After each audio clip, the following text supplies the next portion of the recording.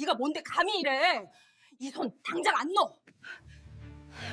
서울 강남구 논현동 골목 안쪽 20년 넘게 그 자리를 지켜온 전통 디저트 카페. 달빛정의 유리문이 따르릉 소리를 내며 열렸습니다. 오전 10시, 아직 손님이 들어오기엔 이른 시간이었죠. 카운터 뒤에서 떡을 썰고 있던 한옥수는 칼을 내려놓고 고개를 들었어요. 62살의 나이가 무색하게 또렷한 눈매, 그 눈빛은 마치 사람의 속을 꿰뚫어 보는 듯 했습니다. 엄마 나야. 들어선 사람은 한옥순의 외아들 김태호였어요. 38살 서울대 물리학과 교수. 홀로 키운 아들이 대학 교수가 되었다는 사실은 한옥순의 가장 큰 자부심이었죠. 태호는 언제나처럼 단정한 남색 셔츠에 베이지색 면바지 차림이었는데 오늘따라 표정이 묘하게 들떠 있었습니다.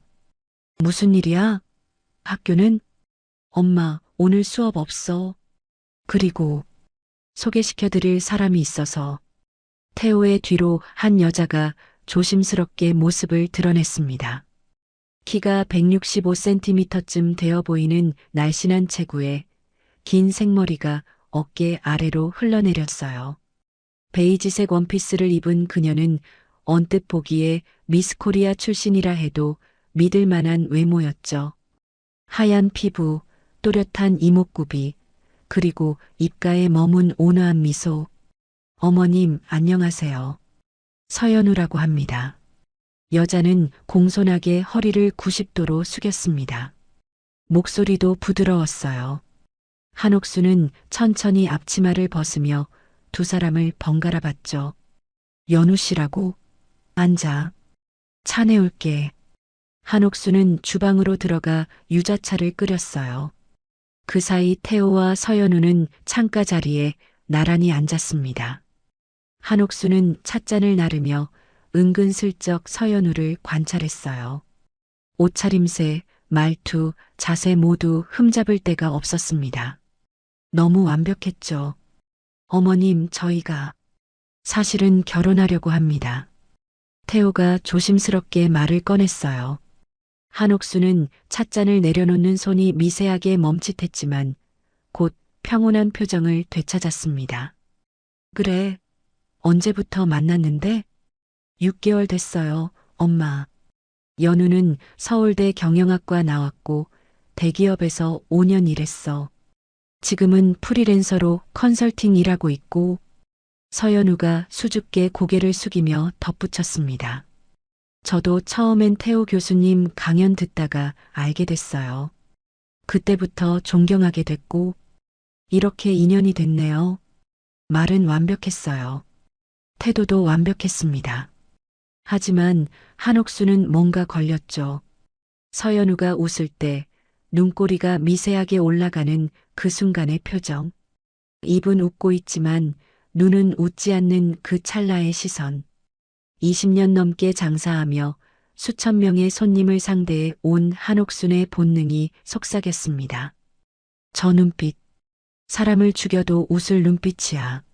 하지만 한옥수는 내색하지 않았어요. 대신 차분하게 물었습니다. 부모님은 어디 계시는데? 부산이요. 아버지는 작년에 돌아가셨고 어머니 혼자 계세요. 형제는? 외동이에요. 그래. 우리 태호도 외동이고. 대화는 무난하게 흘러갔어요. 태호는 내내 행복한 표정이었고 서연우는 예의 바른 며느리감의 전형을 보여줬습니다. 1시간쯤 지나 두 사람이 일어설 때 서연우는 다시 한번 정중하게 인사했죠. 어머님, 다음에 또 뵙겠습니다. 맛있는 차 감사했어요. 그래, 조심히 가. 유리문이 닫히고 두 사람의 뒷모습이 골목 저편으로 사라졌습니다.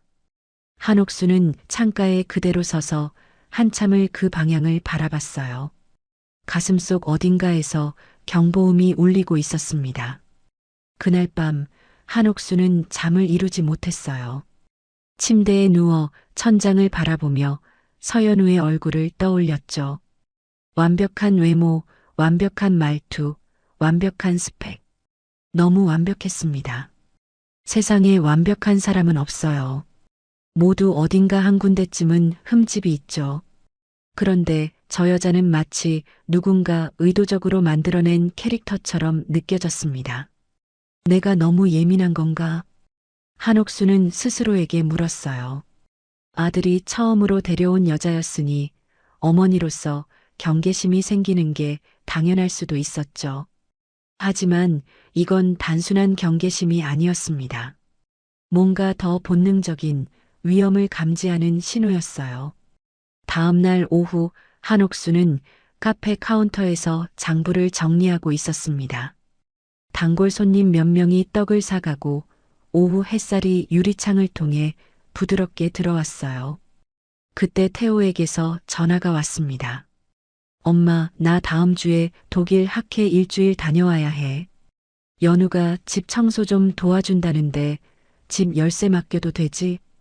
한옥수는 손에 쥔 볼펜을 꽉 쥐었어요. 그래, 알았어. 전화를 끊고 나서도 한옥수는 한참을 멍하니 서 있었습니다. 뭔가 잘못되고 있다는 느낌. 하지만 아직 구체적인 근거는 없었죠.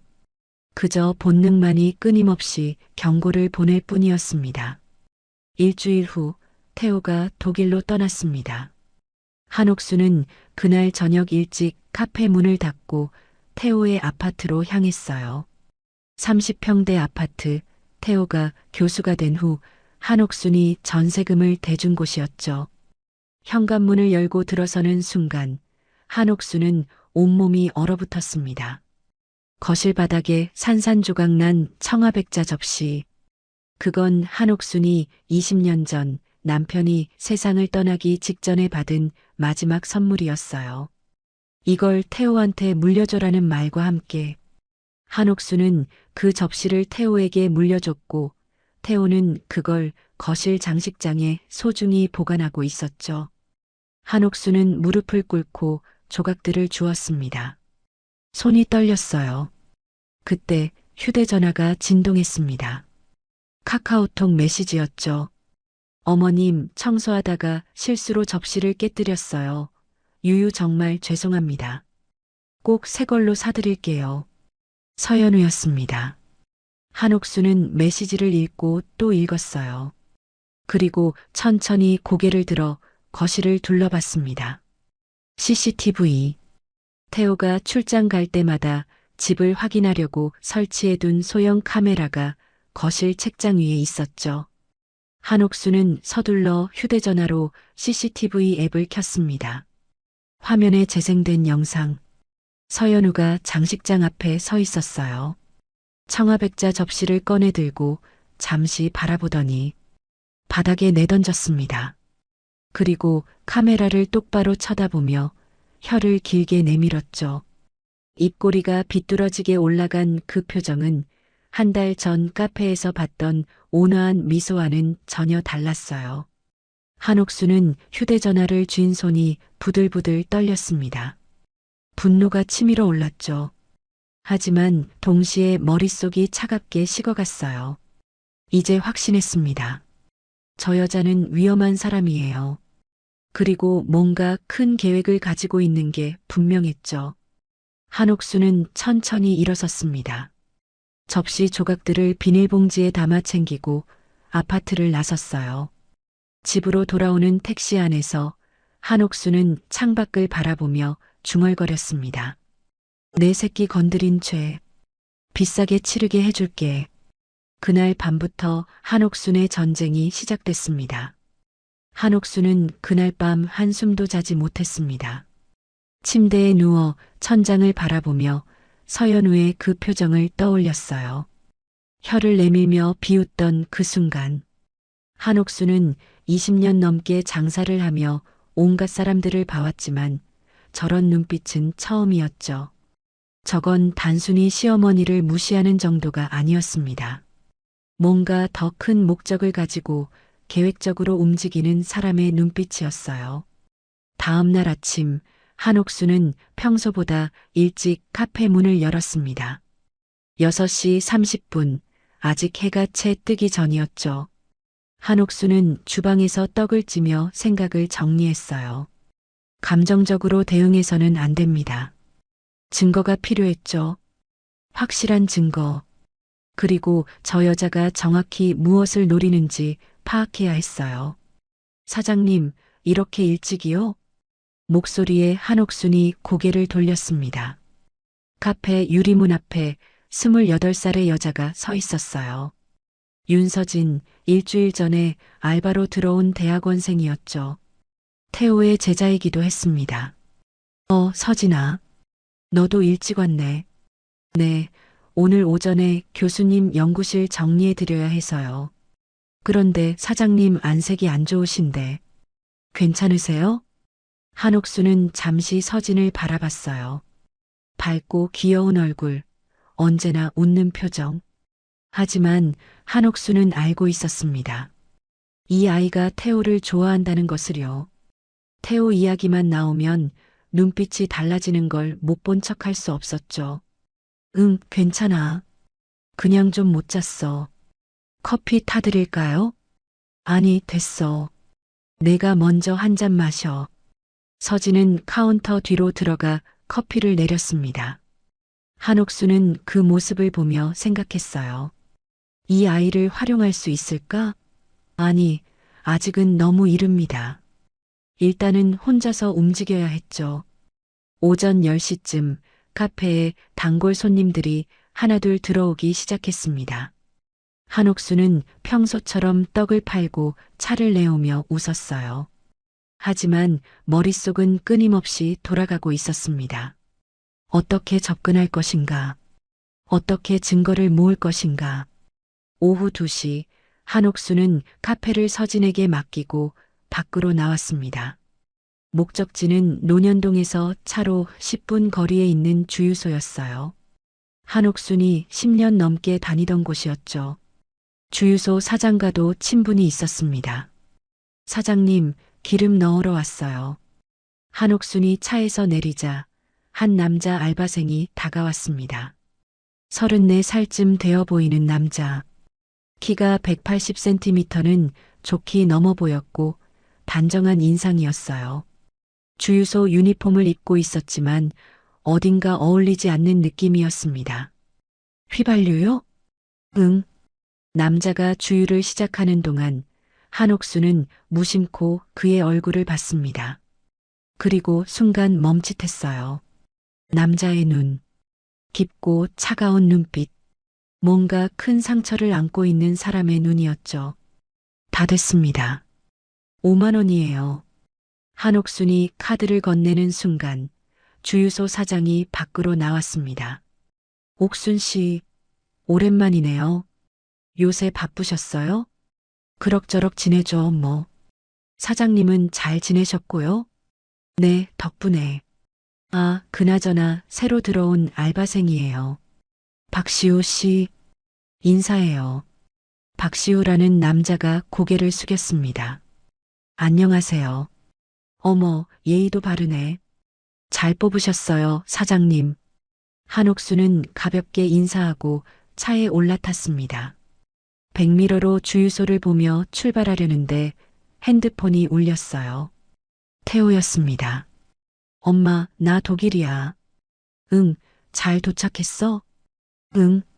학회 잘 마치고 올게. 그리고 엄마, 연우가 집 청소해줬다며? 고맙다고 전해줘.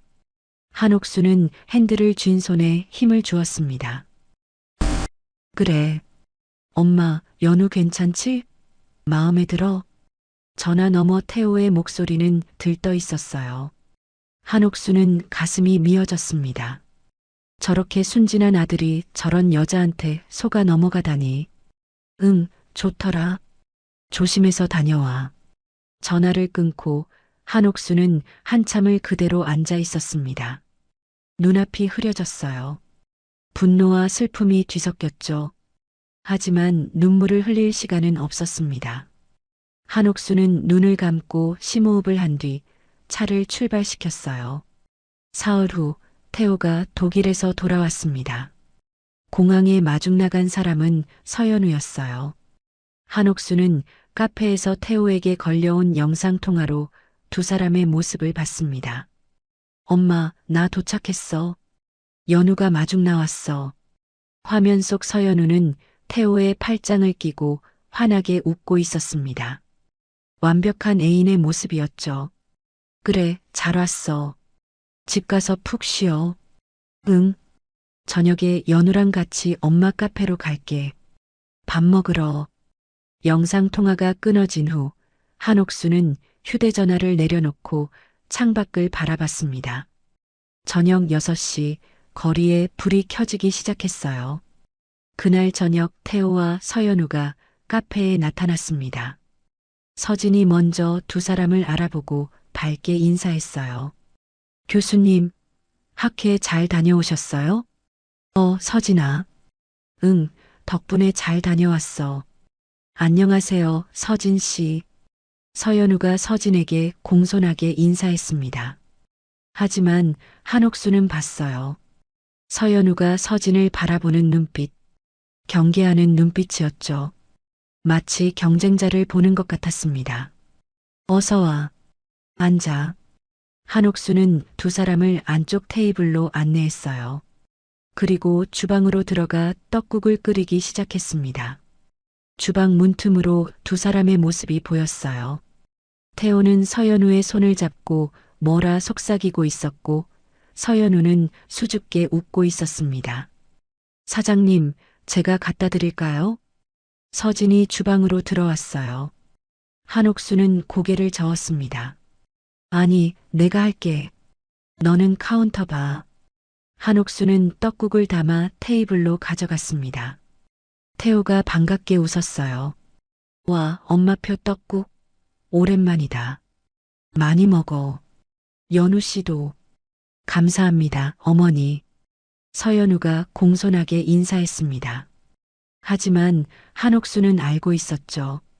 저 온화한 미소 뒤에 숨겨진 본 모습을요. 식사 도중 서연우가 조심스럽게 말을 꺼냈습니다. 어머니, 사실 오늘 말씀드릴 게 있어서요.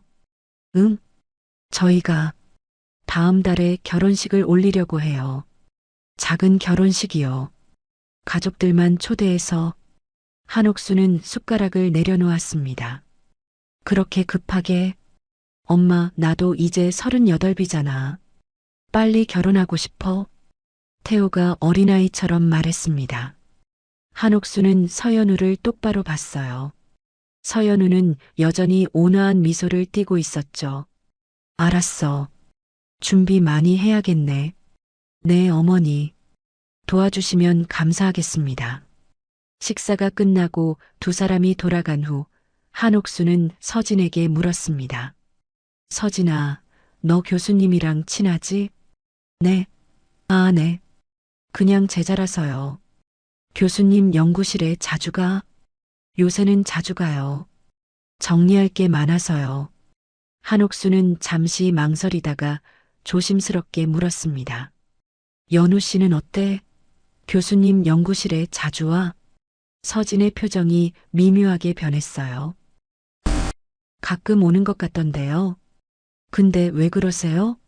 아니, 그냥 궁금해서. 한옥수는 더 이상 묻지 않았습니다. 아직은 때가 아니었죠.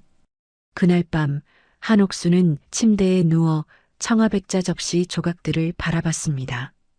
비닐봉지에 담긴 조각들. 한옥수는 조각 하나를 꺼내 손바닥에 올려놓았어요. 남편의 마지막 선물. 태호에게 물려준 소중한 유산. 여보, 우리 아들 지켜야 해. 내가 반드시 지킬 거야. 한옥수는 조각을 다시 봉지에 넣고 서랍 깊숙이 넣었습니다. 그리고 노트를 꺼내 펜을 들었어요. 첫 페이지에 또박또박 썼습니다. 서연우 조사 일지 2024년 11월 23일. 전쟁은 이제 막 시작됐습니다. 결혼식은 한 달 후로 잡혔습니다. 한옥수는 그 한 달 동안 표면적으로는 결혼 준비를 도우면서도 뒤에서는 서연우를 조사하기 시작했어요. 우선 서연우가 말한 정보부터 확인해야 했습니다. 서울대 경영학과 졸업, 대기업 근무 경력, 부산 출신. 한옥수는 오랜 단골 손님 중 한 명인 사립탐정에게 은밀히 연락했습니다. 60대 초반의 노련한 남자였죠. 그는 이틀 만에 첫 번째 보고서를 가져왔어요. 옥순 씨, 이거 좀 이상합니다. 카페 문을 닫은 후 한옥수는 그와 마주 앉았습니다. 뭐가요?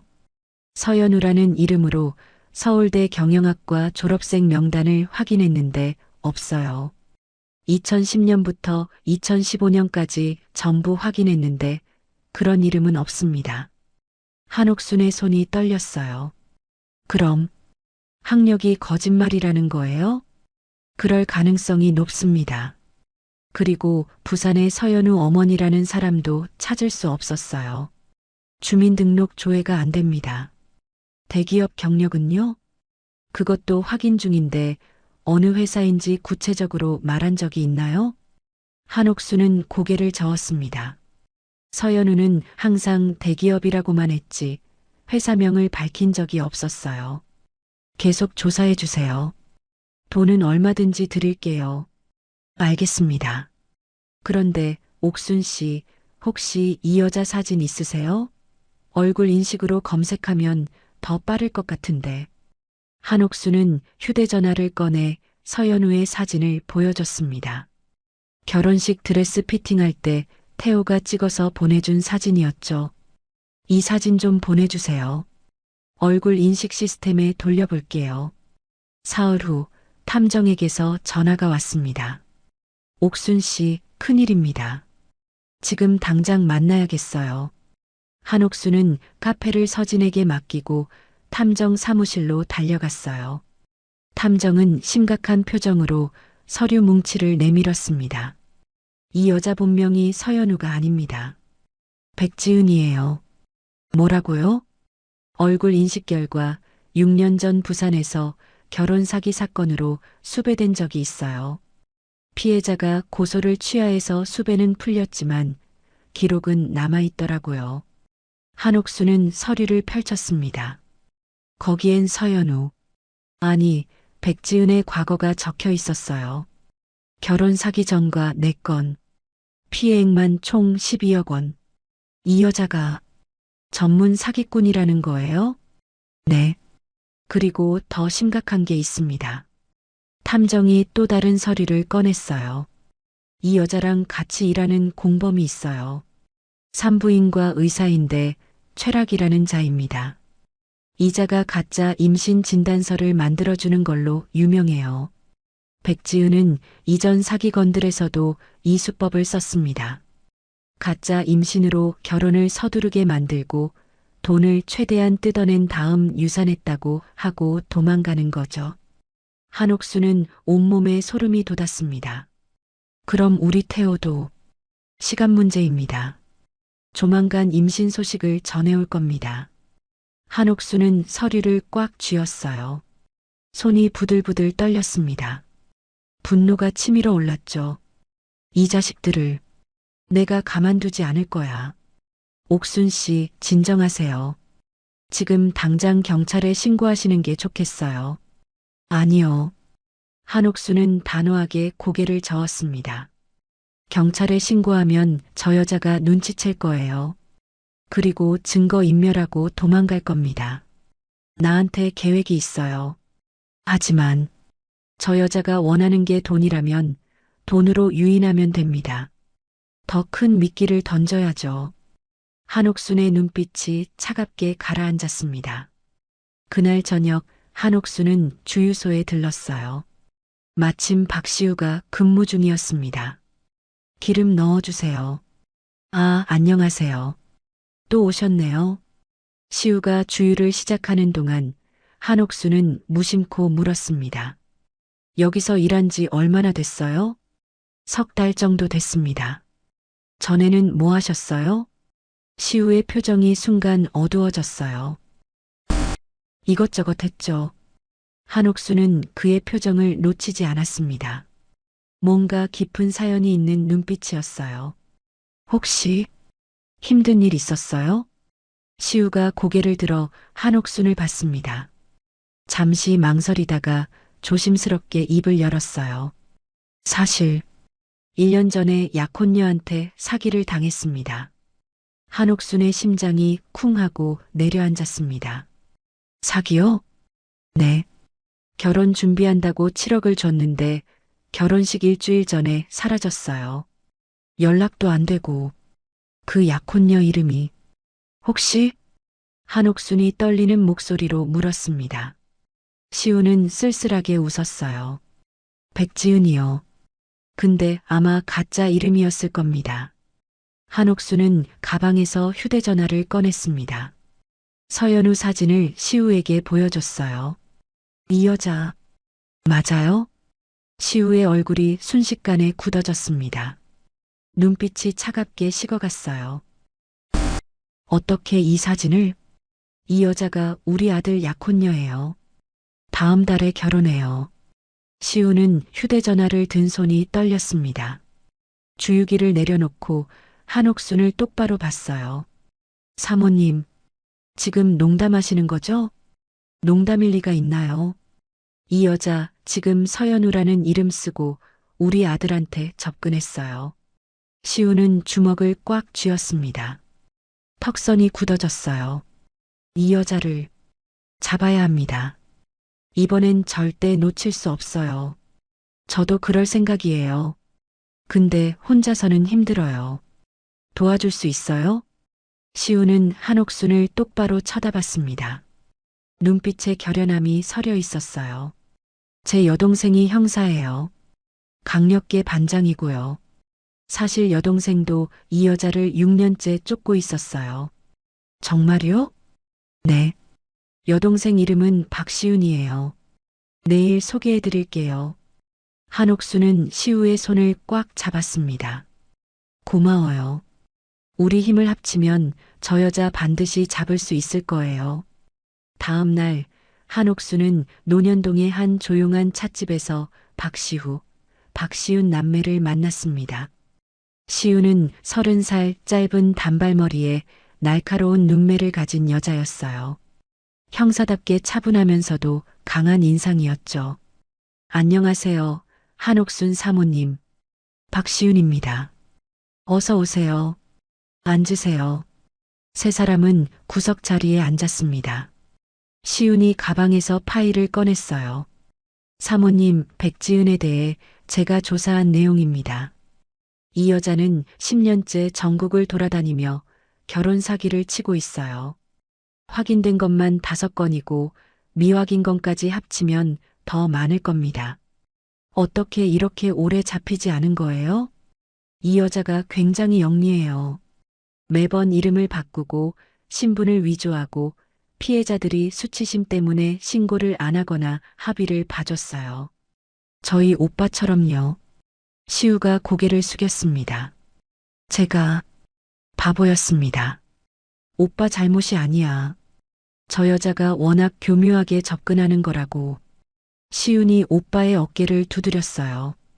그리고 한옥순을 다시 봤습니다. 사모님, 이번에 확실한 증거를 잡아야 해요. 저 여자를 감옥에 보낼 수 있는 결정적인 증거요. 한옥순은 고개를 끄덕였습니다. 제 생각엔 저 여자가 곧 임신했다고 거짓말할 것 같아요. 전에도 그런 수법을 썼다고 하더라고요. 맞아요. 최락이라는 산부인과 의사가 공범입니다. 이자도 같이 잡아야 해요. 그럼 우리가 미리 준비해야겠네요. CCTV 더 설치하고 통화 내용도 녹음하고. 세 사람은 머리를 맞대고 계획을 짜기 시작했습니다.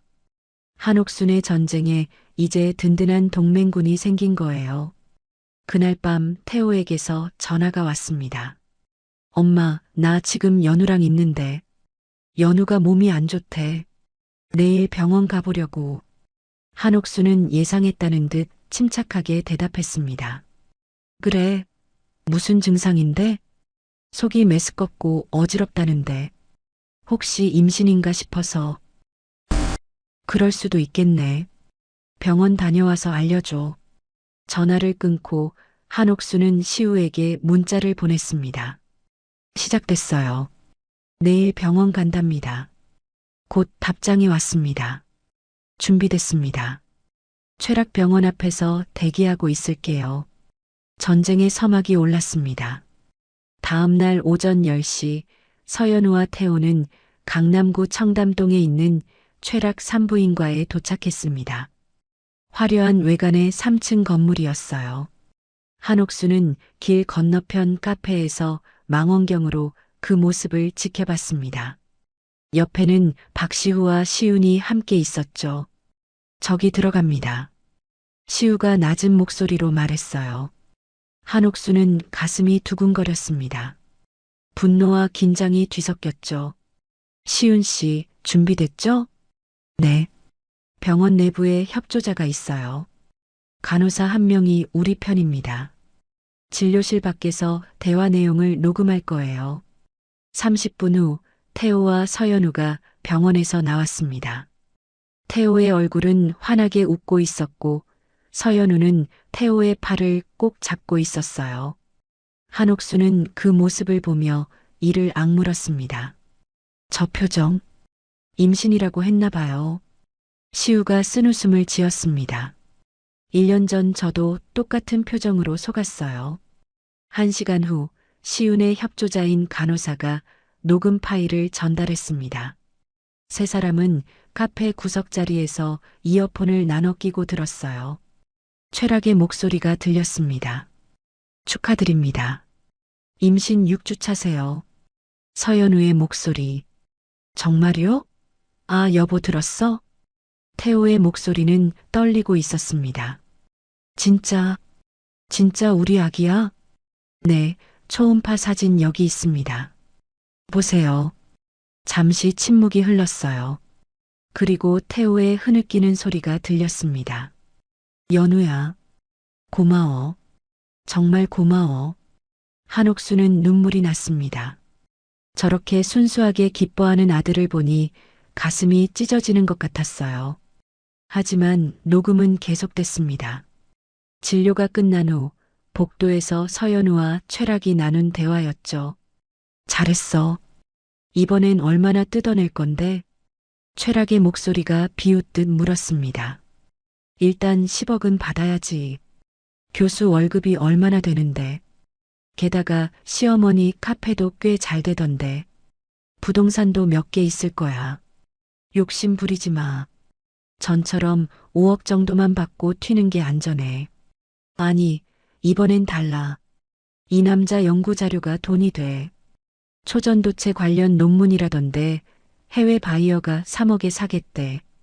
한옥수는 이어폰을 빼고 책상을 쳤습니다.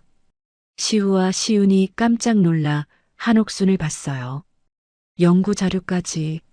저 여자가 국가 기밀을 팔아넘기려고 해요? 시윤이 심각한 표정으로 고개를 끄덕였습니다. 이건 단순 결혼 사기가 아니에요. 산업 스파이 행위입니다. 즉시 신고해야 해요. 아니요. 한옥순이 단호하게 말했습니다. 아직이에요. 저 여자가 실제로 자료를 빼돌리려는 순간을 잡아야 해요. 그래야 확실한 증거가 되니까요. 하지만 사모님 위험합니다. 국가 기밀이 유출되면 교수님 연구실 컴퓨터에 접근 제한을 걸 수 있나요? 비밀번호 같은 거? 한옥순이 시윤에게 물었습니다. 시윤은 잠시 생각하더니 고개를 끄덕였어요. 제가 아는 보안 전문가한테 부탁하면 가능할 겁니다. 원격으로 모니터링하면서 누가 접근하는지 다 기록할 수 있어요. 그렇게 해주세요. 그리고 한옥수는 가방에서 수첩을 꺼냈습니다. 우리 카페에도 CCTV를 더 설치해야겠어요. 저 여자가 우리 집에 자주 오거든요. 혹시 카페에서도 뭔가 계획을 짤 수도 있으니까. 42대 정도면 충분할 것 같은데요. 시우가 말했습니다. 42대요? 네. 구석구석 다 찍히게요. 숨길 곳이 없도록. 한옥수는 결연한 표정으로 고개를 끄덕였습니다. 그날 오후 태호가 카페로 달려왔습니다. 얼굴이 상기되어 있었어요. 엄마, 엄마, 왜 그래? 무슨 일이야? 연우가 임신했어. 한옥수는 연기를 해야 했습니다. 놀란 척, 기쁜 척. 정말 축하한다, 아들. 한옥수는 태호를 껴안았어요. 태호의 심장이 빠르게 뛰는 게 느껴졌습니다. 한옥수는 눈물이 날 것 같았지만 꾹 참았어요. 엄마, 그래서 결혼식을 더 앞당기려고. 2주 후면 어때? 2주 후? 응. 연후배가 나오기 전에 하고 싶대. 괜찮지? 한옥수는 잠시 망설였습니다. 2주면 너무 촉박했어요. 준비할 시간이 부족했죠. 하지만 거절하면 의심받을 수 있었습니다. 그래, 알았어. 엄마가 준비 도와줄게. 고마워, 엄마. 태호가 어린아이처럼 환하게 웃었습니다. 한옥수는 그 웃음을 보며 다짐했어요. 반드시 아들을 지켜내겠다고. 저녁 무렵 서연우가 카페로 찾아왔습니다. 한옥수는 평소처럼 차분하게 맞이했어요. 어서 와요, 연우 씨. 앉아요. 어머니, 바쁘신데 죄송해요. 서연우는 여전히 공손한 며느리의 모습이었습니다. 한옥수는 유자차를 내오며 물었어요. 임신 소식 들었어요. 축하해요. 감사합니다, 어머니. 몸은 괜찮아요? 네, 아직은 괜찮아요. 입덧이 좀 있긴 한데. 서연우가 배를 쓸어내리며 미소 지었습니다. 한옥수는 그 모습을 보며 속으로 비웃었어요. 저 뱃속엔 아무것도 없는데. 근데 어머니, 한 가지 부탁이 있어요. 뭔데요? 제가 임신 초기라 몸이 좀 힘들잖아요. 그래서 태호 오빠 연구실 정리 같은 걸 좀 도와드리려고 하는데 혹시 연구실 출입증 만들 수 있을까요? 한옥순의 손이 멈칫했습니다. 저게 본색이구나. 연구실에 자유롭게 드나들겠다는 거였어요. 그건 태호한테 직접 부탁해봐요. 사실 오빠한테 말했는데 학교 규정상 가족이라도 함부로 출입증을 못 만든대요. 그래서 어머니가 학교에 말씀해 주시면 어떨까 해서요. 내가? 네. 어머니가 교수 어머니시니까 더 잘 통할 것 같아서요. 한옥수는 서연우를 똑바로 봤습니다. 서연우는 여전히 온화한 미소를 띠고 있었죠. 하지만 한옥수는 알고 있었어요. 저 눈빛 속에 숨겨진 탐욕을. 알았어요. 내가 한번 알아볼게요. 감사합니다, 어머니. 서연우가 환하게 웃었습니다. 한옥수는 억지로 미소 지었어요. 서연우가 돌아간 후 한옥수는 즉시 시윤에게 전화했습니다. 연구실 접근 제한 지금 당장 해주세요. 저 여자가 움직이기 시작했어요. 알겠습니다. 오늘 밤 안으로 처리하겠습니다. 전화를 끊고 한옥수는 카페 창밖을 바라봤어요. 거리에 어둠이 내려앉고 있었습니다. 한옥수는 중얼거렸죠. 이제부터가 진짜 전쟁이야. 그날 밤 서진이 카페 문을 두드렸습니다. 평소보다 늦은 시간이었어요. 사장님, 아직 계세요? 서진아. 무슨 일이야? 서진은 주변을 둘러보더니 조심스럽게 안으로 들어왔습니다. 표정이 심각했어요. 사장님, 말씀드릴 게 있어요. 뭔데? 서연우 씨요. 저 이상해요. 한옥순의 심장이 뛰었습니다. 왜? 오늘 교수님 연구실에서 봤는데 서연우 씨가 교수님 컴퓨터를 만지고 있었어요. 교수님은 수업 중이셨는데. 그래서 제가 들어가니까 깜짝 놀라면서 황급히 컴퓨터를 끄더라고요. 그리고 임신해서 몸이 안 좋다며 급히 나갔어요. 한옥수는 주먹을 꽉 쥐었습니다. 예상대로였어요. 서진아, 너. 한옥수는 잠시 망설였습니다.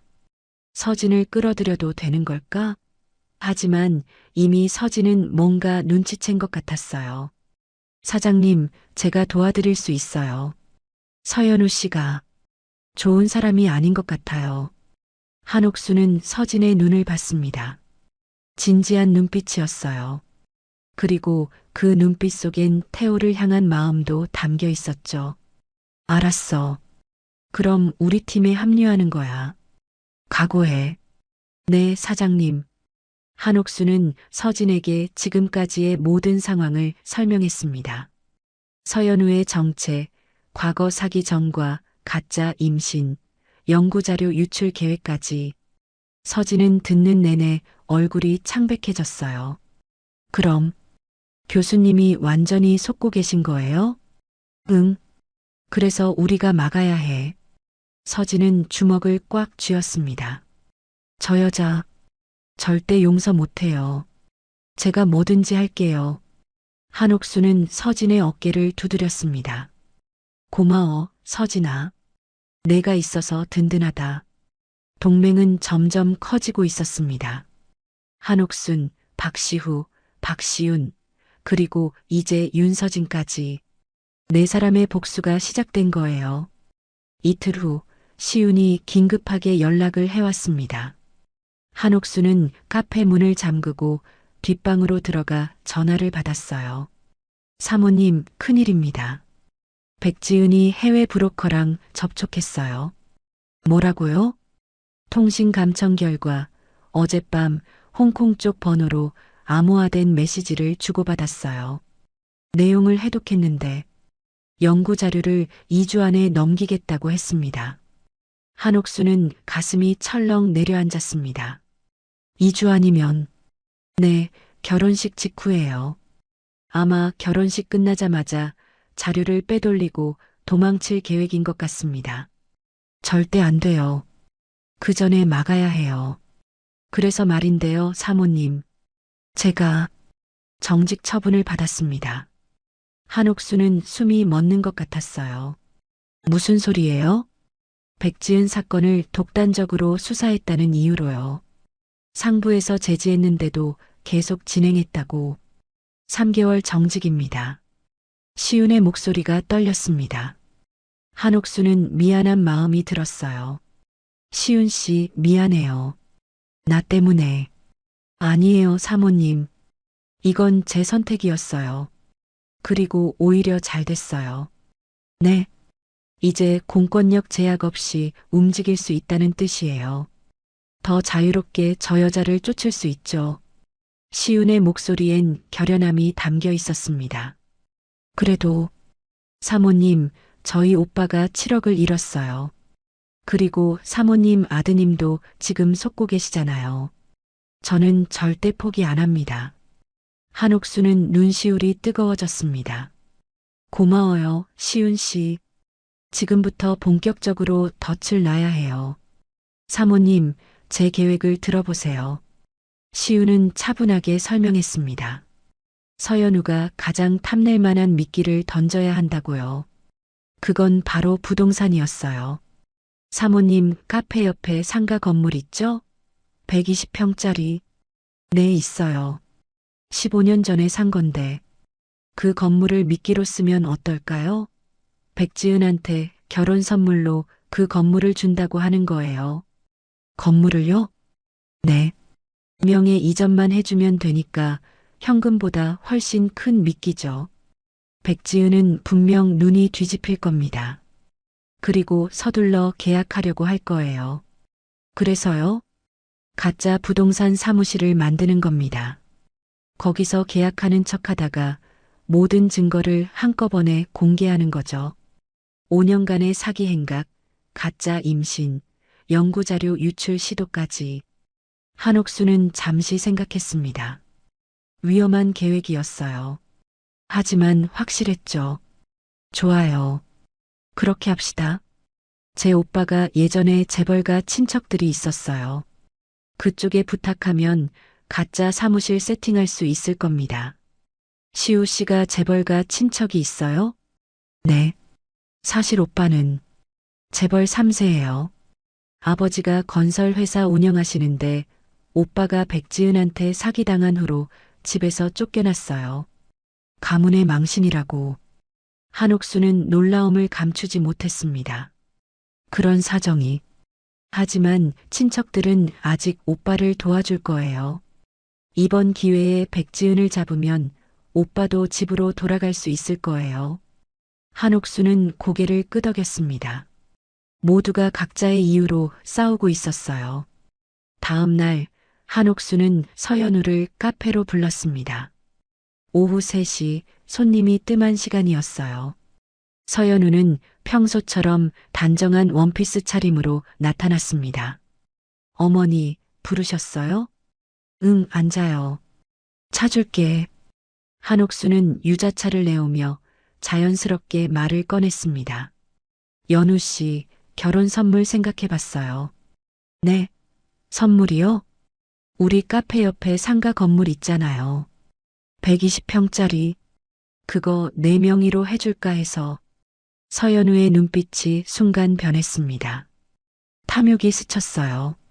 하지만 곧 온화한 미소로 돌아왔죠. 어머니, 그건 너무 큰 선물인데요. 괜찮아. 우리 태호 아내니까. 게다가 우리 손주도 생겼잖아. 한옥수는 서연우의 배를 가리키며 웃었습니다. 서연우는 수줍게 배를 쓸어내렸어요. 감사합니다, 어머니. 정말 감사해요. 다음 주에 부동산 사무실 가서 계약하자. 결혼 전에 명예 이전 끝내는 게 좋을 것 같아서. 네, 어머니. 언제든 좋아요. 서연우의 목소리가 들떠 있었습니다. 한옥수는 속으로 비웃었어요. 미끼를 물었구나. 서연우가 돌아간 후 한옥수는 서진을 불렀습니다. 서진아, 오늘 밤 중요한 일이 있어. 무슨 일인데요? 서연우 집에 가야 해. 서진의 눈이 커졌습니다. 집에요? 왜요? 노트북을 복제해야 해. 서연우가 해외 브로커랑 주고받은 메시지, 연구자료 파일, 모든 증거가 그 안에 있을 거야. 하지만 어떻게 들어가요? 한옥수는 가방에서 작은 USB를 꺼냈습니다. 시훈 씨가 준 거야. 이걸 노트북에 꽂으면 자동으로 모든 파일이 복제돼. 그래도 집에 어떻게 들어가요? 내가 들어가야 해. 네. 서진이 놀라 되물었습니다. 한옥수는 차분하게 설명했어요. 서연우가 오늘 밤 10시에 최락병원에 간대. 보약 처방 받으러. 그동안 내가 서연우 집에 들어가는 거야. 하지만 열쇠가 태호한테 빌려. 무슨 핑계든 대고. 서진은 잠시 망설였습니다. 하지만 곧 결심한 듯 고개를 끄덕였어요. 알겠습니다. 해볼게요. 그날 밤 9시 서진은 태호에게 전화했습니다. 교수님, 죄송한데요. 연우 씨 집에 제가 놓고 온 서류가 있어서요. 혹시 열쇠 좀 빌려주실 수 있을까요? 서류? 무슨 서류? 교수님 연구실 정리하다가 가져온 건데 연우 씨네 거실 테이블에 놔뒀거든요. 내일 아침까지 필요한데. 아, 그래. 잠깐만. 연우한테 물어볼게.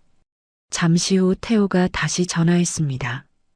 연우가 지금 병원이래. 열쇠는 화분 밑에 있다는데 가서 가져가도 된대. 감사합니다, 교수님. 서진은 재빨리 서연우의 오피스텔로 향했습니다. 20층짜리 건물의 15층이었어요. 서진은 떨리는 손으로 화분을 들어 올렸습니다. 열쇠가 있었죠. 문을 열고 들어서자 깔끔하게 정돈된 거실이 보였습니다. 서진은 재빨리 안방으로 향했어요. 책상 위에 노트북이 놓여 있었습니다. 서진은 노트북을 켰습니다. 다행히 비밀번호는 걸려 있지 않았어요. 시윤이 준 USB를 꽂자 자동으로 프로그램이 실행됐습니다. 화면에 진행률이 뜨기 시작했어요. 3%, 10%, 20%. 서진은 가슴이 터질 것 같았습니다. 만약 서연우가 일찍 돌아오면, 만약 들키면 50%, 70%. 그때 현관문이 열리는 소리가 들렸습니다. 서진은 온몸이 얼어붙었어요. 서연우가 돌아온 거였습니다. 이상하네. 분명 문 잠갔는데. 서연우의 목소리가 점점 가까워졌습니다. 서진은 재빨리 USB를 뽑으려 했지만 손이 떨려 잡히지 않았어요. 90%, 95%, 방문이 열렸습니다. 서연우가 서 있었어요. 그리고 서진을 봤습니다. 둘의 시선이 마주쳤습니다. 서연우의 얼굴이 차갑게 굳어졌어요. 윤서진, 뭐 하는 거야? 100% 완료. 서진은 재빨리 USB를 뽑아 주머니에 넣었습니다. 그리고 최대한 태연하게 웃었어요. 언니 놀랐어요? 교수님 서류 찾으러 왔어요. 거실 테이블에 놓고 갔다고 해서. 그래. 근데 왜 내 방에 있어? 서연우가 한 걸음 다가왔습니다. 눈빛이 날카로웠어요. 화장실 쓰려고 안방 쪽으로 왔는데 노트북이 켜져 있길래 꺼드리려고요. 혹시 배터리 다를까봐. 서진은 최대한 자연스럽게 거짓말을 했습니다. 서연우는 서진을 의심스럽게 쳐다봤어요. 그래. 고마워. 그럼 서류 찾았어? 아, 네. 거실에 있더라고요. 그럼 저 먼저 갈게요, 언니. 몸조리 잘하세요. 서진은 재빨리 거실로 나가 아무 서류나 집어들고 현관으로 향했습니다. 뒤에서 서연우의 차가운 시선이 느껴졌어요. 문을 나서는 순간 서진은 다리에 힘이 풀렸습니다. 간신히 엘리베이터까지 걸어가 버튼을 눌렀어요. 엘리베이터 문이 닫히는 순간 서진은 주저앉았습니다. 후, 살았다. 서진은 주머니에서 USB를 꺼냈습니다. 작은 USB 안에 서연우의 모든 비밀이 담겨 있었어요. 1시간 후 서진은 한옥순의 집으로 달려갔습니다. 한옥순과 시우, 시윤이 기다리고 있었어요. 성공했어요. 서진이 USB를 내밀자 세 사람의 얼굴이 환해졌습니다. 잘했어, 서진아. 시윤이 즉시 노트북에 USB를 연결했습니다. 화면에 수많은 파일들이 떴어요. 해외 브로커와의 메시지, 연구자료 사본, 과거 사기 기록, 그리고 최락과 주고받은 돈 거래 내역까지. 대박이에요. 이 정도면 증거로 충분해요. 시윤이 흥분한 목소리로 말했습니다. 이제 결점만 남았네요. 시우가 주먹을 쥐었습니다. 한옥수는 화면을 바라보며 조용히 말했어요. 다음 주 수요일, 가짜 부동산 사무실에서 모든 걸 끝내는 거야. 네 사람은 서로를 바라봤습니다. 눈빛엔 결의가 담겨 있었어요. 복수의 날이 다가오고 있었습니다. 다음 주 수요일까지는 사흘이 남았습니다. 한옥순과 시후, 시윤, 서진은 매일 밤 모여 계획을 점검했어요. 가짜 부동산 사무실은 강남구 역삼동의 한 오피스텔 2층에 마련됐습니다. 시우의 재벌가 친척이 도와준 덕분이었죠. 그곳은 실제 부동산 사무실처럼 꾸며졌어요. 책상, 의자, 서류 캐비닛, 심지어 부동산 거래 포스터까지 완벽했습니다. 여기서 계약하는 척하다가 이 스크린으로 모든 증거를 보여주는 거예요. 시윤이 벽에 설치된 대형 스크린을 가리켰습니다. 150인치짜리 스크린이었어요. 백지은이 5년 동안 저지른 사기 행각, 가짜 임신 증거, 연구자료 유출 시도까지 하나도 빠짐없이 다 보여줄 겁니다. 그리고 그 순간 경찰이 들이닥치는 거죠? 서진이 물었습니다. 시윤이 고개를 저었어요. 아니요. 저는 아직 정직 중이라 공식적으로 움직일 수 없어요. 대신 제 후배 형사한테 부탁했습니다. 제가 신호를 보내면 들어올 거예요. 언제 신호를 보낼 건데요? 백지은이 완전히 무너질 때요. 끝까지 발뺌하지 못하게 모든 증거를 다 보여주고 난 다음에. 한옥수는 스크린을 바라보며 조용히 말했습니다. 저 여자가 내 아들을 얼마나 우롱했는지 똑똑히 보여줘야죠. 월요일 아침 한옥수는 서연우에게 전화를 걸었습니다. 연우 씨, 나야. 수요일 오후 3시에 부동산 사무실에서 만나자. 주소 문자로 보낼게. 네, 어머니. 태호 오빠도 같이 가도 될까요? 한옥수는 잠시 망설였습니다. 태호가 있으면 계획이 복잡해질 수 있었어요. 하지만 어차피 태호도 진실을 알아야 했습니다. 그래, 같이 와. 전화를 끊고 한옥수는 깊은 한숨을 쉬었습니다. 태호가 얼마나 충격을 받을까 생각만 해도 가슴이 아팠어요. 하지만 이건 피할 수 없는 과정이었습니다. 그날 오후 카페에 한 손님이 찾아왔습니다. 최락이었어요. 서연우와 함께 오는 줄 알았는데 혼자였습니다. 한옥수는 차분하게 인사했어요. 어서 오세요. 무엇 드릴까요? 아메리카노 한 잔이요. 최락은 구석자리에 앉았습니다. 한옥수는 커피를 내오며 슬쩍 관찰했어요. 40대 초반으로 보이는 남자.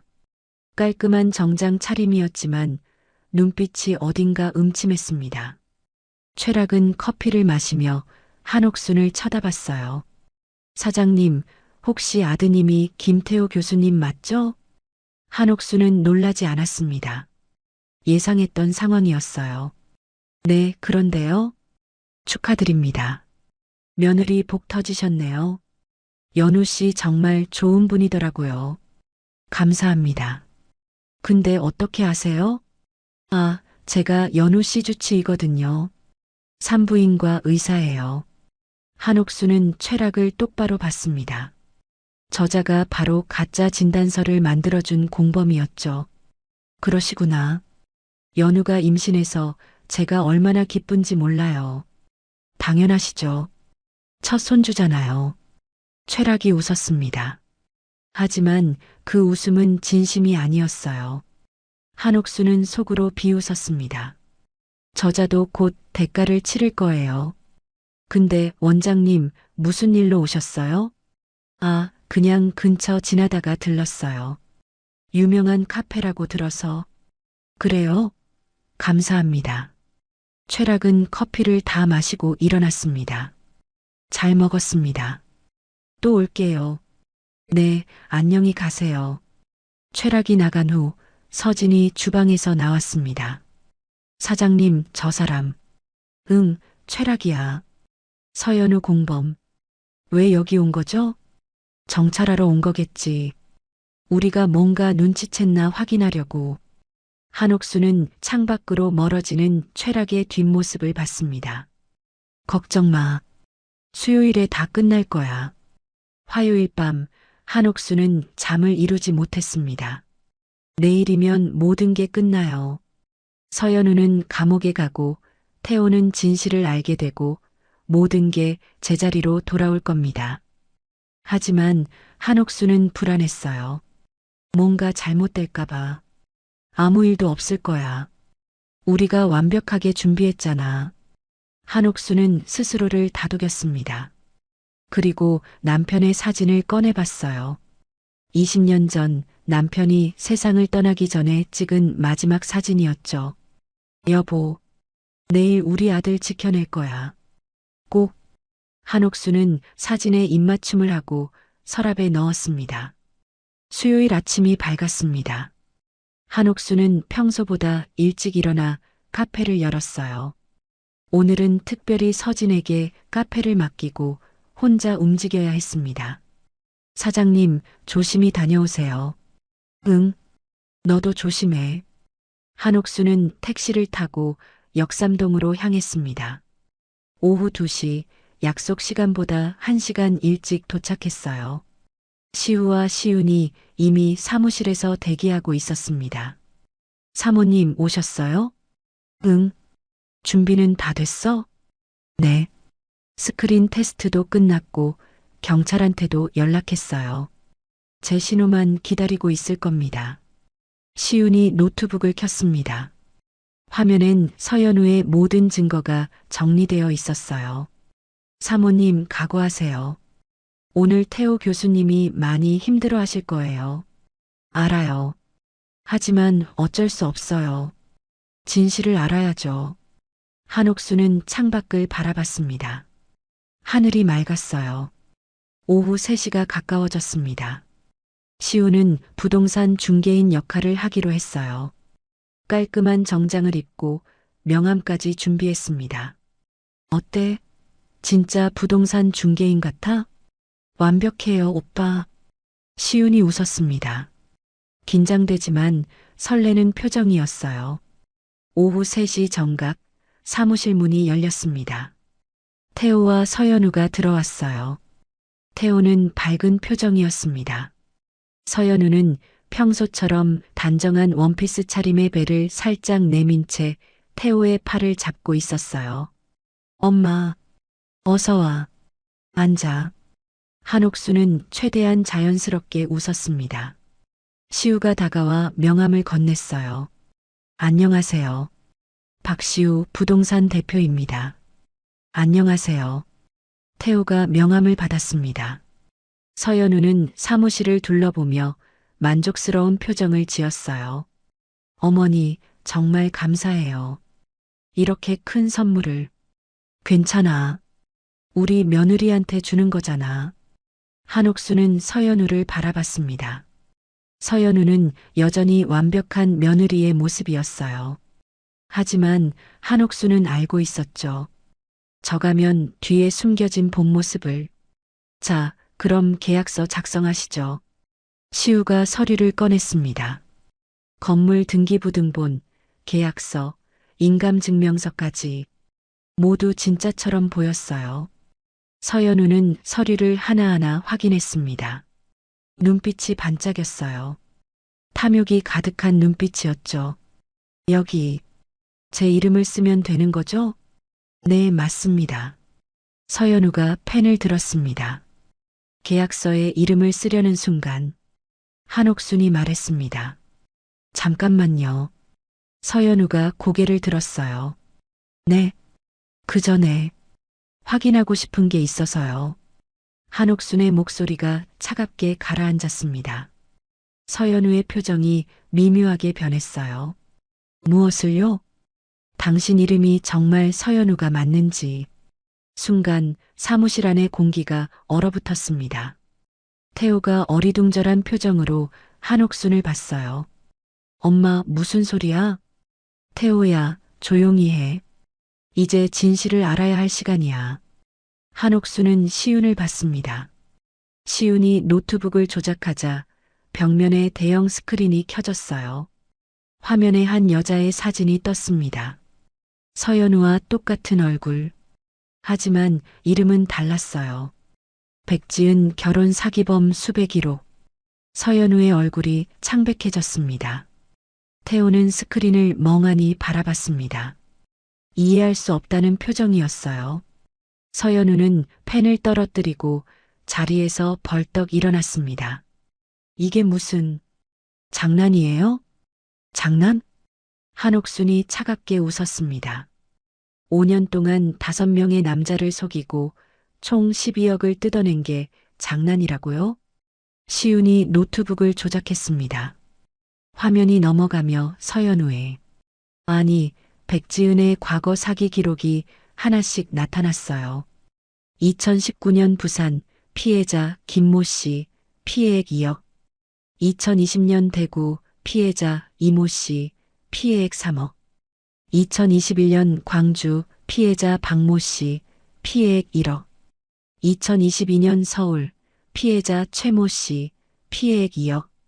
2023년 인천 피해자 박시우 씨 피해액 7억. 태호의 얼굴이 점점 더 창백해졌습니다. 연우야, 이게 뭐야? 설명 좀 해봐. 태호의 목소리가 떨렸습니다. 서연우는 당황한 표정으로 한옥순을 쏘아봤어요. 이건 조작이에요. 누가 저를 모함하려고 만든 거예요. 조작? 시우가 자리에서 일어났습니다. 서연우는 시우를 보고 얼굴이 굳었어요. 당신, 박시우? 오랜만이네요, 지은 씨. 아니, 연우 씨라고 불러야 하나? 시우의 목소리는 냉정했습니다. 7억을 잃은 남자의 목소리였죠. 1년 전 당신이 약혼 반지를 끼고 저한테 말했죠. 오빠, 평생 함께 할게요라고. 그리고 일주일 후 7억 들고 사라졌죠. 서연우는 한 발 뒤로 물러섰습니다. 태호는 시우를 봤어요. 당신은 누구세요? 저는 박시우입니다. 1년 전 이 여자한테 사기를 당했죠. 태호는 고개를 저었습니다. 아니야. 이건 말이 안 돼. 연우는 그런 사람이 아니야. 태호야. 한옥순이 아들에게 다가갔습니다. 태호의 어깨를 잡았어요. 진정하고 들어. 더 있어. 시윤이 화면을 다시 넘겼습니다. 이번엔 최락 산부인과에서 찍힌 CCTV 영상이었어요. 서연우가 최락에게 돈 봉투를 건네는 장면이었습니다. 최락의 목소리가 들렸어요. 가짜 초음파 사진은 50만 원이야. 이번엔 진짜처럼 잘 만들어줄게. 고마워. 이번에도 잘 부탁해. 영상 속 서연우는 환하게 웃고 있었습니다. 태호는 무릎이 꺾이며 바닥에 주저앉았습니다. 아니야. 아니야. 임신이 거짓말이었다고? 네. 시윤이 냉정하게 대답했습니다. 서연우 씨는 임신하지 않았습니다. 최락이라는 의사가 가짜 진단서를 만들어줬어요. 이 수법으로 5번의 사기를 쳤죠. 태호는 얼굴을 두 손으로 감쌌습니다. 어깨가 떨렸어요. 연우야. 제발 아니라고 말해줘. 제발. 서연우는 입술을 깨물었습니다. 눈빛이 흔들렸어요. 하지만 여전히 부인했죠. 이건 다 조작이에요. 저를 모함하려고 만든 거라고요. 조작? 서진이 문을 열고 들어왔습니다. 손에 USB를 들고 있었어요. 언니, 이것도 조작인가요? 서연우의 얼굴이 새하얗게 변했습니다. 너, 윤서진? 네, 언니. 지난주에 언니 집에서 가져온 거예요. 언니가 자는 사이예요. 서진이 USB를 시윤에게 건넸습니다. 시윤이 노트북에 연결하자 새로운 파일들이 화면에 떴어요. 해외 브로커와 주고받은 메시지. 초전도체 연구자료 3억에 판매 가능. 2주 내로 전송 완료 예정. 태호는 그 메시지를 보고 숨이 막히는 것 같았습니다. 네.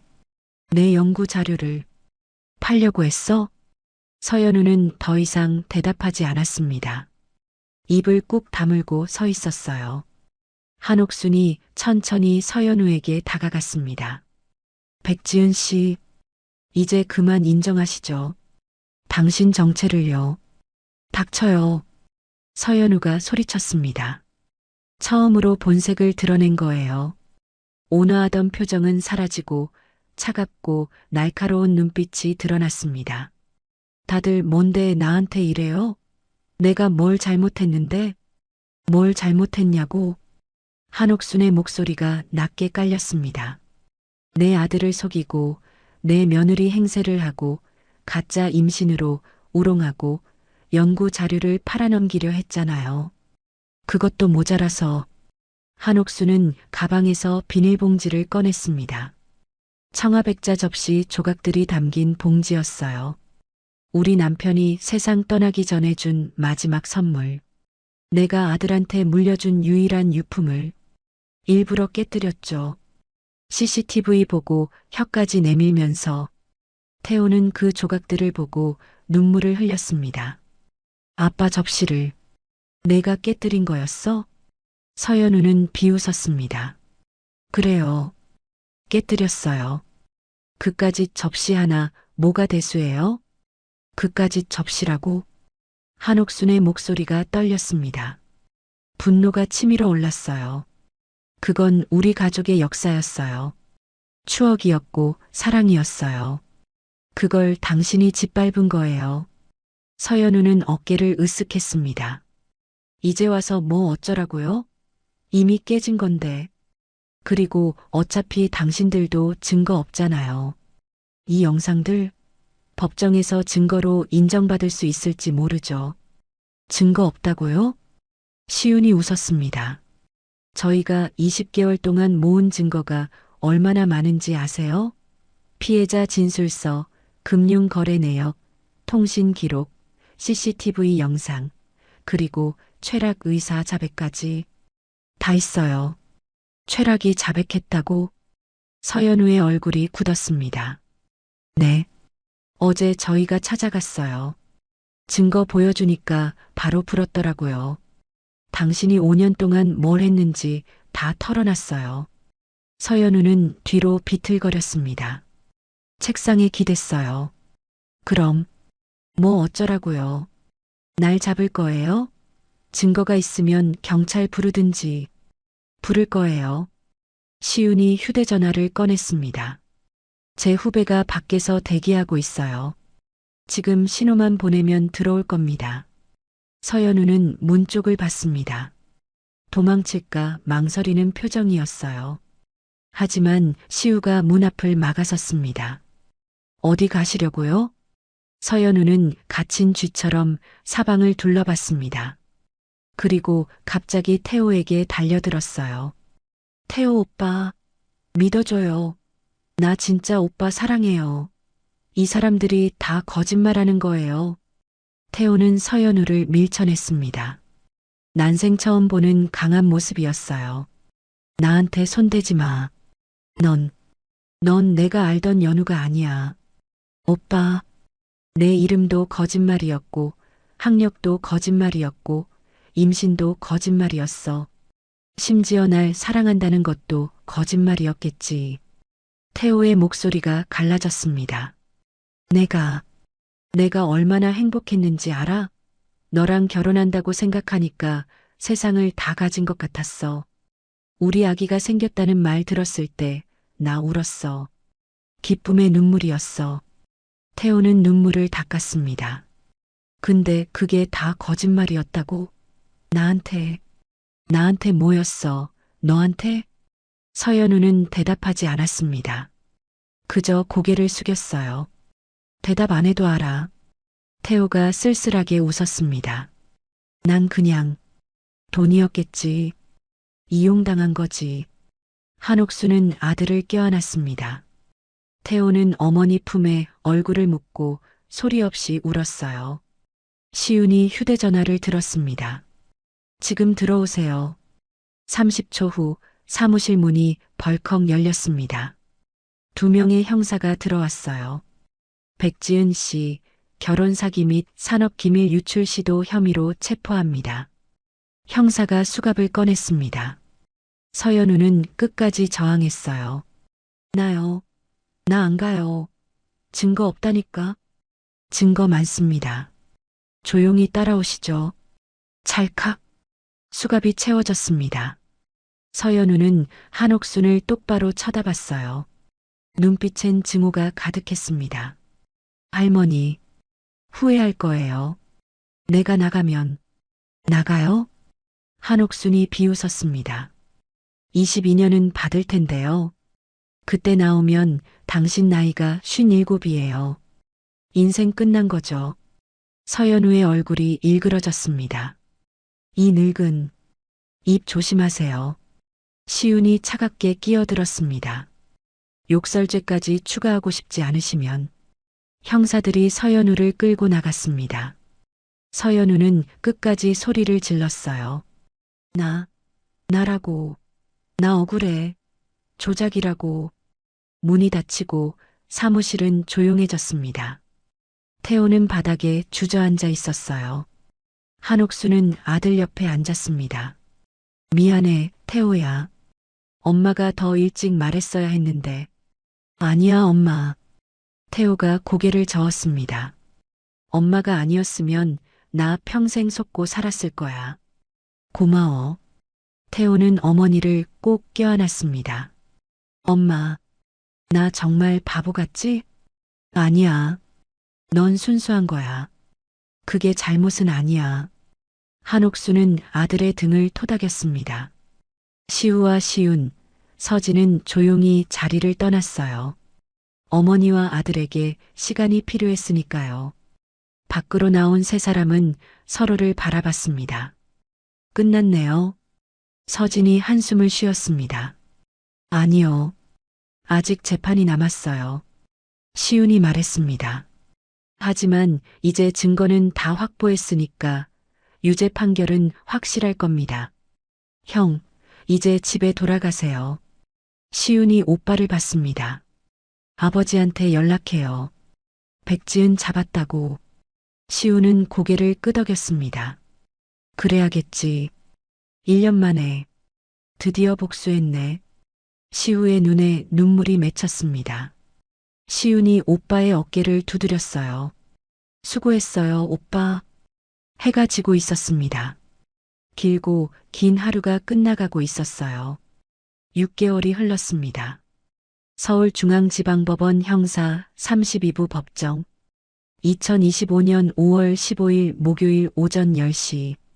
백지은과 최락의 최종 선고 공판이 열렸습니다. 방청석은 만석이었어요.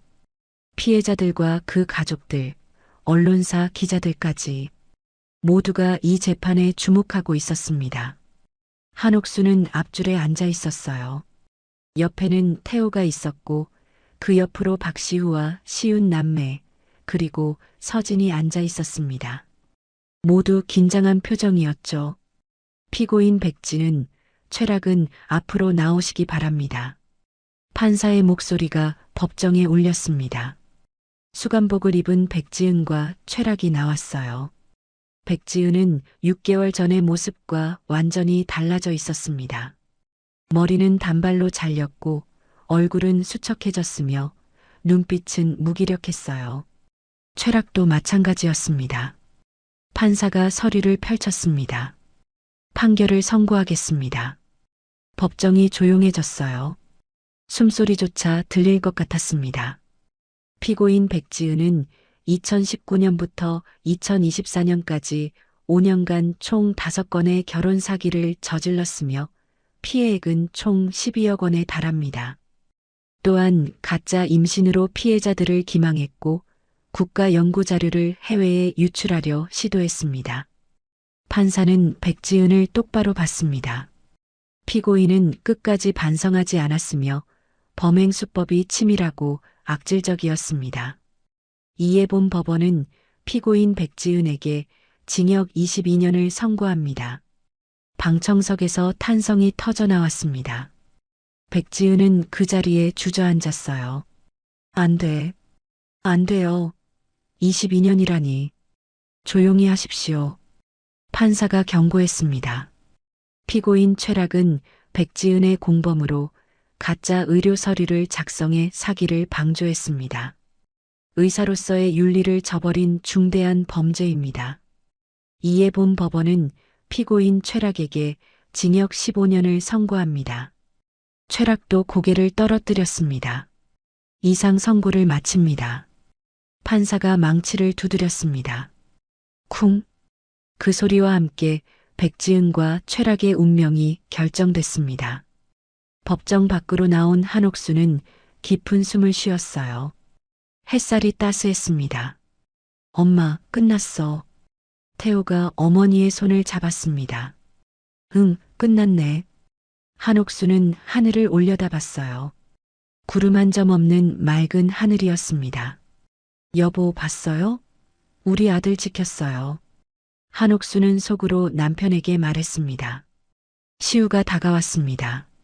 사모님, 감사했습니다. 사모님 덕분에 복수할 수 있었어요. 아니에요, 시우 씨. 저야말로 고마워요. 저는 이제 집에 돌아가려고 합니다. 아버지가 용서해 주셨어요.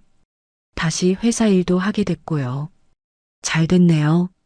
행복하세요. 시윤도 웃으며 말했습니다. 저도 정직이 풀렸어요. 다음 주부터 복직입니다. 축하해요, 시윤 씨. 서진이 수줍게 다가왔습니다. 사장님, 저 이제 카페 그만둬야 할 것 같아요. 왜? 유학 가기로 했어요. 미국에서 경영학 공부하려고요.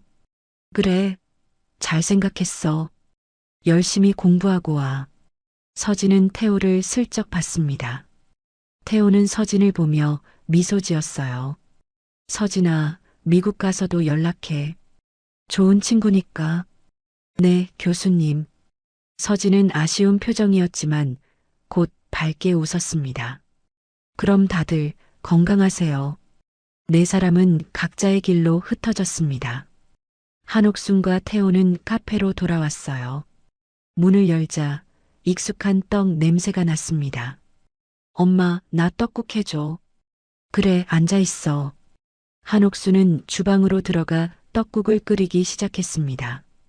태호는 창가에 앉아 밖을 바라봤어요. 거리엔 사람들이 오가고 차들이 지나갔습니다. 평범한 일상이었죠.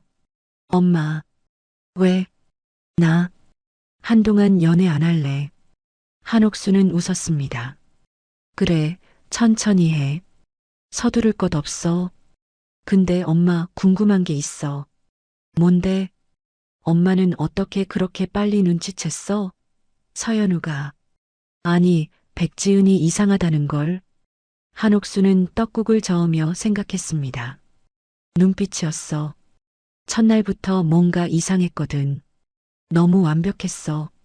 사람은 누구나 결점이 있는데 저 여자는 하나도 없는 것처럼 보였지. 그게 오히려 수상했던 거야. 엄마 직감이 대단해. 20년 넘게 장사하면서 수천 명을 봤으니까 사람 보는 눈이 생기지. 한옥수는 떡국을 담아 태호에게 내왔습니다. 먹어. 고마워, 엄마. 태호는 떡국을 한 입 먹고 눈물을 흘렸습니다. 엄마 떡국. 역시 최고야. 울지 마. 이제 다 지나간 일이야. 응.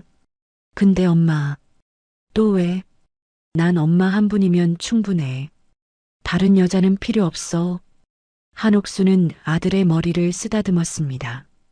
그래, 엄마가 평생 옆에 있어줄게. 1년이 더 흘렀습니다. 2026년 봄, 달빛정은 이제 서울에서 가장 유명한 전통 디저트 카페가 됐어요. 한옥순의 이야기가 언론에 보도되면서 많은 사람들이 찾아왔습니다. 한옥수는 프랜차이즈 제안도 여러 번 받았지만 모두 거절했어요. 돈보다 중요한 게 있었으니까요. 그런데 놀라운 일이 하나 생겼습니다.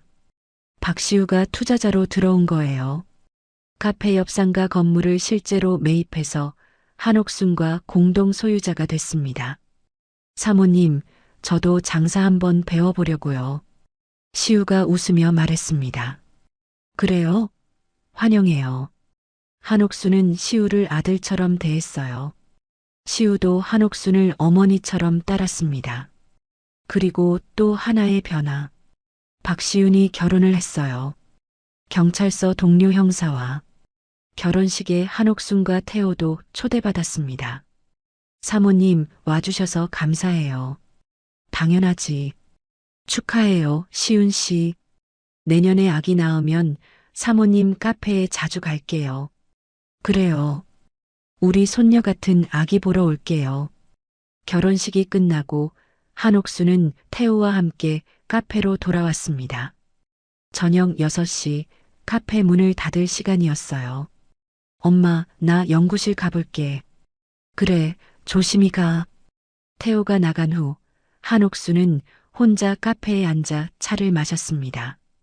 창밖으로 석양이 지고 있었어요. 주황빛 하늘이 아름다웠습니다. 한옥수는 서랍에서 청아백자 접시 조각들을 꺼냈습니다. 1년 전 전문가에게 맡겨보곤 했어요. 금으로 이어 붙인 조각들. 일본의 킨츠기 기법이라고 했습니다. 깨진 자리가 오히려 더 아름답게 빛났어요. 여보, 이거 봐요. 다시 살아났어요. 한옥수는 접시를 쓰다듬었습니다. 우리 아들도 이렇게 회복했어요. 상처는 남았지만 더 강해졌어요. 한옥수는 접시를 장식장에 조심스럽게 올려놓았습니다. 다음 날 아침 카페에 새로운 손님이 찾아왔습니다. 20대 후반으로 보이는 여자였어요. 수수한 옷차림에 안경을 쓴 모습이었습니다. 안녕하세요. 떡 사러 왔어요. 어서 오세요. 어떤 떡 드릴까요? 송편이요. 10개 주세요. 한옥수는 송편을 담으며 여자를 슬쩍 봤습니다. 평범해 보이는 사람이었어요. 특별한 점은 없었죠. 여기요. 감사합니다. 여자가 돈을 내고 나가려는데 한옥순이 물었습니다. 혹시 결혼 준비 중이세요? 여자가 놀라 돌아봤습니다. 어떻게 아셨어요? 손에 약혼 반지 끼고 계시네요. 여자는 반지를 보며 수줍게 웃었습니다. 네, 다음 달에 결혼해요. 축하드려요. 행복하세요. 감사합니다. 여자가 나간 후 한옥수는 미소 지었습니다. 저렇게 평범하고 소박한 사랑이 진짜 사랑이죠. 화려하고 완벽해 보이는 것보다 훨씬 소중한 거예요. 오후에 태호가 카페로 찾아왔습니다. 엄마, 나 좋은 소식 있어. 뭔데? 내 논문이 국제학술지에 실렸어. 초전도체 연구. 정말?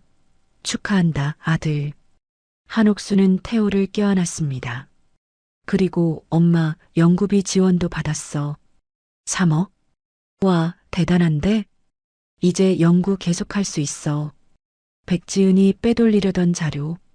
그거 내가 완성시킬 거야. 태호의 눈빛엔 열정이 가득했습니다.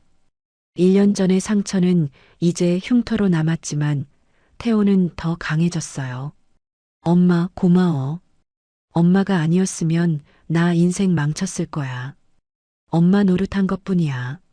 내 자식 지키는 건 당연한 거지. 저녁 무렵 한옥수는 카페 테라스에 앉아 떡을 먹었습니다. 옆에는 태호가 있었고 조금 떨어진 곳에서 시우가 새로운 카페 메뉴를 개발하고 있었어요. 한옥수는 거리를 바라봤습니다. 사람들이 오가고 아이들이 웃으며 뛰어다니고 연인들이 손을 잡고 걸어갔습니다.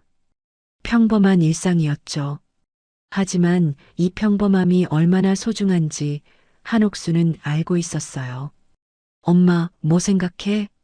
그냥 행복하다는 생각. 나도 행복해, 엄마. 태호가 어머니의 손을 잡았습니다. 한옥수는 하늘을 올려다봤어요. 구름이 천천히 흘러가고 있었습니다. 여보, 우리 잘하고 있죠? 한옥수는 남편에게 물었습니다. 바람이 불었어요. 마치 대답하는 것처럼. 한옥수는 카메라를 똑바로 보며 말했습니다. 완벽해 보이는 사람 뒤엔 반드시 곰팡이가 핀 구석이 있습니다. 모든 것이 완벽한 사람은 없어요. 너무 완벽하면 오히려 의심해 보세요. 그리고 혹시 당신 주변에 이상한 사람이 있다면 용기 내서 조사해 보세요. 당신의 직감을 믿으세요. 한옥수는 잠시 멈췄다가 다시 말했습니다. 그리고 가장 중요한 건 가족을 지키는 겁니다. 내 가족이 위험하다면 세상 끝까지라도 쫓아가서 지켜내세요. 그게 우리가 할 수 있는 가장 큰 사랑이에요. 한옥수는 미소 지었습니다. 이 이야기를 끝까지 들어주신 분들께 감사드립니다. 혹시 비슷한 경험이 있으시거나 도움이 필요하시다면 주저하지 말고 주변에 알리세요. 혼자가 아니라는 걸 기억하세요. 한옥수는 떡을 한 입 베어 물었습니다. 여러분도 오늘 하루 수고하셨어요. 맛있는 거 드시고 행복하세요. 카메라가 천천히 물러나며 카페 달빛정의 전경이 보였습니다. 따뜻한 불빛이 켜진 카페, 그 안에서 웃고 있는 한옥순과 태호, 그리고 시우. 평화로운 저녁 풍경이었어요. 사랑하는 사람을 지키는 것만큼 중요한 일은 없습니다. 때로는 완벽해 보이는 겉모습 뒤에 치명적인 거짓이 숨어 있을 수 있어요. 너무 완벽한 사람을 만나면 한 번쯤은 의심해 볼 필요가 있습니다. 여러분의 본능과 직감을 믿으세요. 오랜 세월 쌓아온 경험은 거짓말을 하지 않으니까요. 그리고 무엇보다 가족이 위험에 처했을 때 포기하지 마세요. 한옥순 사장님처럼 끝까지 싸우세요. 혼자 힘들면 주변에 도움을 요청하세요. 경찰, 변호사, 믿을 수 있는 친구들. 함께하면 불가능해 보이는 일도 해낼 수 있습니다. 상처는 아물지만 그 상처를 통해 우리는 더 강해집니다. 깨진 청아백자 접시처럼 금으로 이어붙인 자리가 오히려 더 아름다울 수 있어요. 혹시 여러분도 비슷한 일을 겪고 계시다면 망설이지 말고 도움을 청하세요. 그리고 이 이야기가 조금이라도 도움이 되었다면 댓글로 잘 들었어요 라고 한마디만 남겨주세요. 여러분의 응원이 큰 힘이 됩니다. 구독과 좋아요도 잊지 마시고요. 다음에도 더 좋은 이야기로 찾아뵙겠습니다. 감사합니다.